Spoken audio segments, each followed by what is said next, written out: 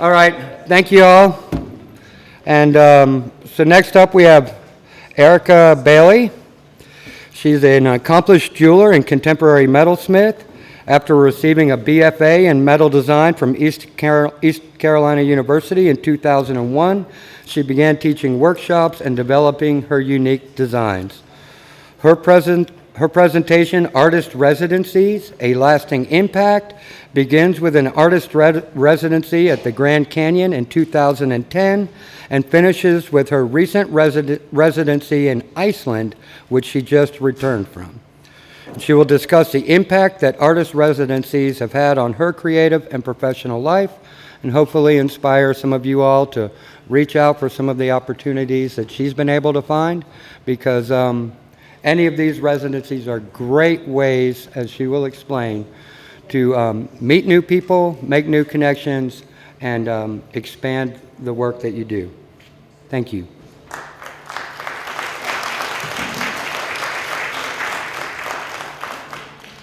Hi. So what I am not is normally a public speaker. I'm a jeweler, right? So I work in like the 6-inch zone most of the time. So be patient with me. I have notes, I have slides, I have notes on the slides. But hopefully I'll get to the point. And what I really want is for you to have questions for me at the end. I'm going to approach this. Let me get my slides taken up so I can hopefully have some flow. Let's see. You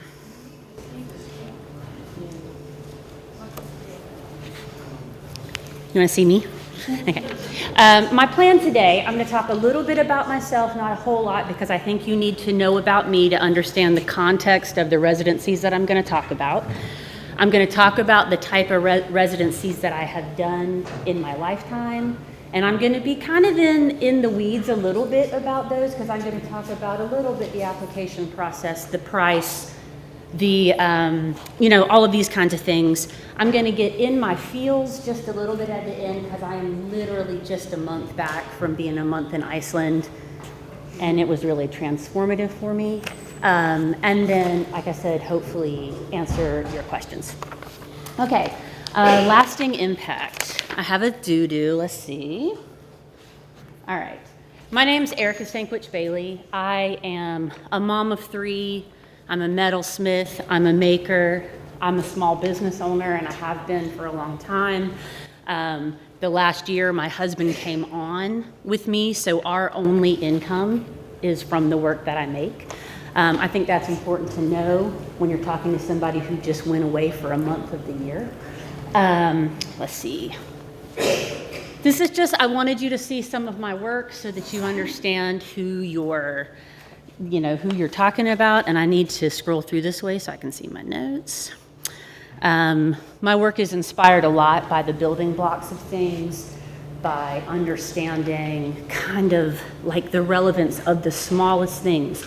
So when I think about my materials, I think about the molecular structure of the stones and the metals that I use, and then I'm reinterpreting that out into the work that you see. Let's see. My creative process is iterative. It's really research-based. It takes a lot of time. It takes a lot of thought. And so really early on, I learned that I needed to value that thing, time and space. I've been almost 20 years at this now, and my creativity is the basis for everything. It's the basis for the money that I make to pay the bills, right? And so making sure that I nurture that part of me, not just the dogged worker, hands at the bench part of me, became really important. And I was lucky enough to get a residency kind of early in my career and understand what that had to offer me. Let's see. All right. I don't think you really need a definition of what an artist residency is, but I wanted to bring you one.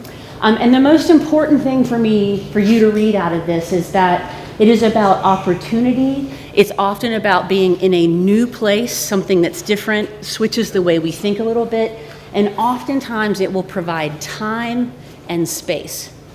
These are two things that we often don't have in our day-to-day making lives. Let's see. I'm going to talk about 3 distinct types of residencies today. They're all based on the residencies that I've done, and I want to be clear before I even get started that I'm just barely touching on the surface of what a residency can be. So please do not feel limited by what I'm talking about when you hopefully start to seek out. Do I need it? Hello, hello, hello. Okay. All the little doodles and the doddles, you guys. So as I talk about these residencies today, I'm going to touch on application process, duration, housing studio, cost to me or stipends to me. I'm going to talk about my requirements on site at the residency, my post-residency requirements, and additional benefits. And look, this is a little bit in the weeds, I know, but I think it helps to paint the picture of what the residencies have been like. And then, like I said, at the end, if you're still interested, I'm going to get into the that's the most important part. Okay, this part. The first residency that I did, so many little buttons to push, okay, was at Grand Canyon National Park. I'm going to try, is this one on too? Okay, because I need to read from my paper. Grand Canyon National Park. This residency was put on by the National Park Service. One of the things I want you to take away from this day is that most of the national parks in this country have these incredible artist in residence programs. They're all run by the parks, so you have to kind of go to separate parks. But you oftentimes will get an insight into that park that is unlike anything you could ever get as a visitor. Okay, so Grand Canyon, what was that like? Let me find my list. National Park Service, it was an incredibly extensive application. It's juried, so they want to see images of my work. They want to hear about my process. What they also want to do, they also want me to set out a plan for my time there. So I had to preconceive how I was going to use the time to include public outreach programs and a body of work that was going to come out of that time. That was a 3 to 4 week residency. That's just the Grand Canyon one. So again, other national parks are going to be different. I had private housing, which you see here on the right, which is a building called Veerkamps, which was the first building built on the South Rim, what became the national park. And it is the best view in that park. That was the view from let me see if I can figure out how to use the thing. This window, that's my apartment. That was where I lived. And that was the view from my apartment. Like I'm standing on the rim taking the photograph. An incredible opportunity to be in a place like that for a month, right? And live and be and not have to see it in an afternoon. This was a free residency, meaning I didn't pay to be there. I did have to pay to get there, but no stipend, okay? What they gave me was housing and a studio space. Now, the studio space was a room in that residence with a window and a desk, and that was it. So I'm a metalsmith, and if you know anything about metalsmiths, we're incredibly tool heavy. We're tons and tons of tools, in fact. I did not have all of that stuff. I took a suitcase full of what I considered like my most basics, okay? And I utilized that time to be inspired, to see the world differently. So studios are not always going to be fully flushed. They're not always going to be the best studio that you see. Sometimes it's going to be more about that time and space. Now bear with me, because I did, like I said, make myself some notes, and I want to make sure. And this kind of was the beginning, this time, because I was really like taking it back to the basics as a maker, right? That I really started to build ideas around foundations and the starting points of things, which informs my work till today. Let's see. When I was there, I wanted to explore the place, right? And this could have easily become Erica giving you like a tour of my trip, which I'm trying not to do, but I cannot talk about these places without showing you them a little bit. And so what you're getting here is this beautiful place called Ribbon Falls. Can you guys hear me okay if I just speak up? Yes, no? Okay, I'll try with the mic. So many devices. Okay, so I hiked a lot alone. So this is one of the things I'll talk about later, but I think residencies are about pushing. They're about stepping out. They're about doing things that you don't always do. right? So that you can have an experience that feels new, that can open a new pathway, help you see differently. So when I was there, I hiked a tremendous amount. I spent all alone. It had snowed a lot. It was January. It was pushing against all of my boundaries. And I had a billion amazing experiences, all right? But this place was one of them, because what you see is this beautiful ribbon fall, which doesn't look like it, but it's about, 5 or 6 stories tall. It's huge, because that's the Grand Canyon. And that's my shadow behind, because I could walk up and behind this ribbon fall and kind of spend time there. I spent hours and hours and hours. And what happened was me seeing a place and seeing things and being, feeling confident and capable, and then seeing myself. Not myself, not my face, not myself through somebody else's lens, but myself in that environment. And I started to think about impact and the relevance of the smallest things in this really different way, because I had gone there with this idea of the relevance of the smallest things.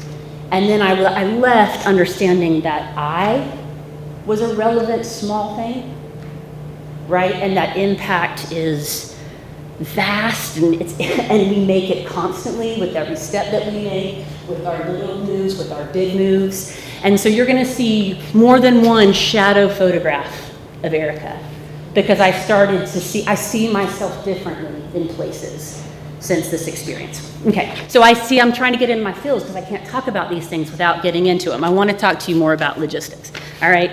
So that's how Grand Canyon worked. I had a responsibility to do 3 public outreach programs while I was there. My outreach programs were like an artist talk. I juried a student art exhibition, and I did a walk and talk sketch event, okay? All these things I had to conceive before I came there. I also owed the Grand Canyon National Park a piece of finished work within a year.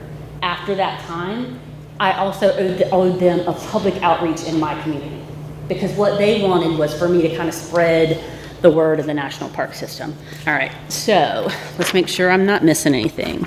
But opportunities, right? I got 2 solo exhibitions out of the experience that I had there, and multiple opportunities for public talks about the experience, right? So it changed me forever. That first residency did.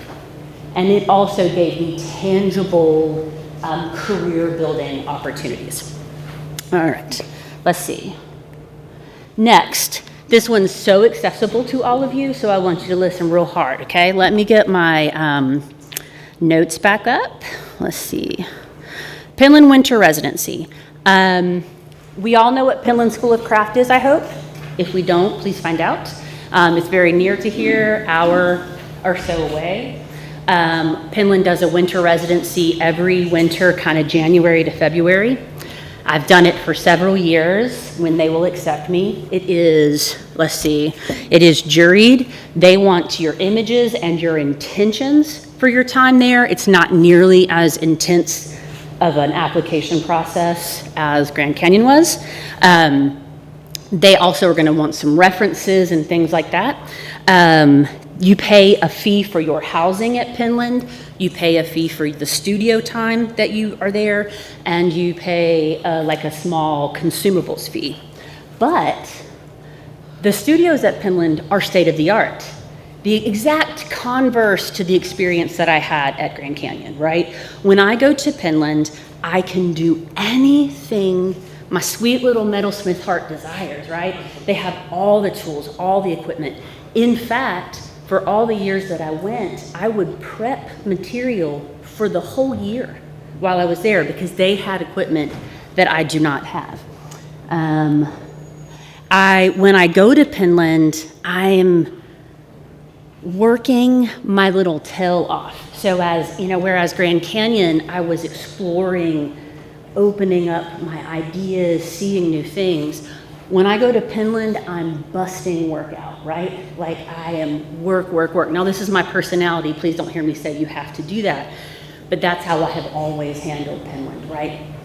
Work. How many new ideas can I cultivate? How many new collections can I start to work out, and can I fail enough to figure out something new? This is what the Penland time is like for me. And it always brings out in me, this is not a shadow, but it's me in a different way again. These are my hands holding a spoon that I made. I'm not a hollowware maker, but one year when I went to Penland, I could not find any spoons and forks. It's a long story that I won't go into, so I made myself one. And it was cool because on this really micro level, like being behind the Ribbon Falls in Grand Canyon and having this sudden sense of capacity, the spoon was a sudden sense of capacity. Like I have a skill set that I can share with the world or help myself, or right, but that I don't use the spoon making skill on a day-to-day basis. Penland is awesome because it's beautiful and it allows you, again, time and space, but also equipment. Let's see. The last one that I'm going to talk about in this listy way is the residency I just returned from. I'm going to say some words and places in Icelandic. It's a really hard language. I'm going to butcher them, but I have to at least try, okay? So bear with me when I say Icelandic things. I did this residency at the Fish Factory Creative Center in Stúðvarfjörður, Iceland. It's a little teeny village in Austerland, which is eastern Iceland. Let me get my logistics list. It was juried. I had to have intentions, but they did not keep me bound to those intentions, right? So when I applied with images, and I applied with an idea of what I wanted to do. And they were very clear that that was lovely, but if I completely changed my mind when I got there, that was cool. There was a very small fee that covered all of my housing, which was a private bedroom in a shared house. My studio use. Now the studios are important here. This is my studio view. Just take a minute and breathe in that for a second. What? Okay, and that's the building I was on, kind of like this back side of it. That's what we're looking out of. So a very small fee covered my housing and my studio. Now, the studios there are a little different. They don't have a metal studio in the way that I do metals. They have ceramics, they had printmaking, they had woodworking, they had a metal shop, they had like a general, just a general creative room, easels, painting, that kind of thing. But there was also there was a lot of musicians there. This was just a huge open room that wasn't in use. So that's where I chose to be, because being in the place, the landscape was so important to me. But I had access to all the spaces. I could use printmaking, I could use ceramics, I had access to anything I wanted. I had an exhibition while there, small, low-key, with all the other resident artists, and it was absolutely amazing. This is sort of what I was working on when I was there. I didn't have full metalsmithing stuff, right? So for the first time in 20-something years, I was printmaking. I was using my metalsmithing skills to hand engrave copper plates to then print make. I was collaging, I was painting, I was stitching metal together because I couldn't solder. I was doing things that I have not done in a million years and blowing my little brain out of the water with potential, even within my media that I do all day, every day. Shadows of Erica in a space, because when you have time and space and the capacity to be in a state of awe, everything slows down, and you in that space changes, and suddenly you see yourself differently, and you want to touch and hold that space. And this was just the wall in my studio, but one day, like this incredible light, looking like I was on Mars, was shining in through the window, and I had to be in it somehow. And so I playfully, like a kid, took photos of myself doing wild stuff in the shadows. I'm 46 years old. I don't do stuff like that, you know, but it brought me some joy, right, to be in that place. I want to make sure I don't forget to tell you anything about, on the list. Let's see. Lasting impact and legacy. This is the feels part. This is the Erica might cry part. Okay, let's see. All right. I spent a ton of time in my sketchbook. I have always had a huge practice around sketchbooks because, like I said earlier, my creative process is so iterative and research-based and all these kind of things. But this was the first time in a really long time that this was what I was making while I was there, and trying to process ideas and things. And I don't know that I need you to read this exactly or that I'm going to read it out, but essentially what it says is that when we work really hard towards something, we can bring a preconceived idea about what it's going to be like. So for me, going to Iceland, I had this very preconceived idea of what Iceland was going to be. And it was all those things. It was white and black and stark and cold. And then it was so much more. It was vibrant light and warmth and otherworldly. And on a daily basis, it was changing the way that I was seeing things, that I was being in that space. At the bottom, and I wrote this so many times when I was there, I said, I hope to remember, right? I hope to remember the drive in the morning hours. One side slowly coming to life, fiery and rich, colors of the sun just like bursting out, right? And then the other side, dark and foreboding and unknown and cold and glacial. It was amazing.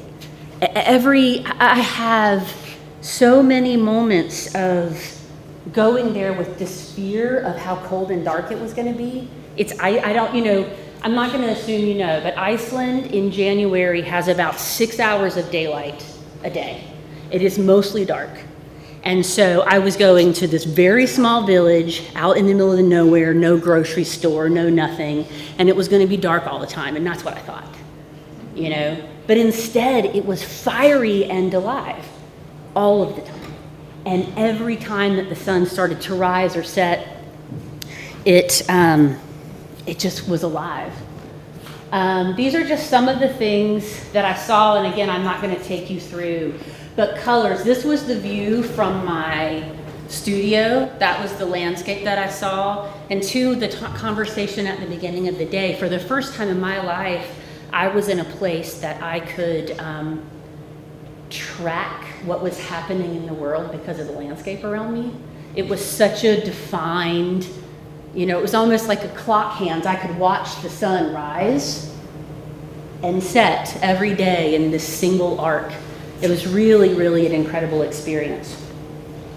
And again, just to the fiery colors and the beautiful ice and the snow. This is a great quote by Richard Dawkins.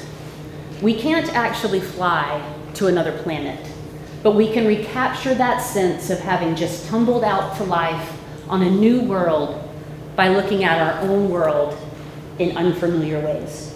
I beg you to open your eyes differently to the world that you see. I'm going to go back to this idea of being in awe, of being in a state of wonder, and when everything that you touch feels new or a little different, it's like bursting with ideas. And I think that is what artist residencies have taught me. They have taught me to go out of my comfort zone, to step into a place that I want to love, but I don't know how to, and then fall madly in love and be open and raw to it and scared sometimes and triumphant sometimes and accomplished and just being willing to look at the world in new ways. I don't even know what the next slide is. Let's see, because I'm really close to the end. I have one more thing to say and then we'll get to Q&A. I sent myself a postcard. I send my kids, I have 3 kids, right? So I leave 3 kids to do this every year. because I value so much the time spent cultivating my creative self and what that brings back to me as a mom and a maker and a breadwinner and all of those things. But anyway, I send my kids postcards the entire time that I'm gone that I make. And I was sending these postcards the whole time, and I'm talking to my husband. He's like, the postcards aren't arriving. Okay, I don't know if they're lost in the mail or what's gonna happen. So the last postcard, instead of sending it to my kids, I sent it to myself. And it was really simple. It said, I'm paraphrasing, "Welcome home, Erica. Remember to look up and to look out every day. You live in a beautiful place that deserves the reverence that you hold now." Because I need to be reminded that going away like that is phenomenal, and it is a gift to me, and also the day-to-day of my life can be a gift if I approach it with the right awe. Cannot tell you enough how much I think residency will change your life if you can do it. And now please ask me questions. Did you ever get the postcards? We did. All once I was home. So then it has far less impact when they're just like snuggling with me and they're like, my kids, just because I think pictures are important, are 17, 16, and 11. The 11-year-old missed me madly, 17 and 16-year-old, they were okay. Anyway, yes? It's funny, reading onto applications for our residency, and several things struck me about what people submit, and I wonder if you have any ideas about that. First of all, a lot of them seem really rushed, like they came in at 11:59 p.m. Seemed a little ridiculous. Then I got to thinking, are we asking the wrong question in our form? So I wonder if you had any ideas about that. Because I know that a lot of artists have trouble writing or even talking about how they do things. And they have a sense for what they're doing. And is there some way we could get a hold of that?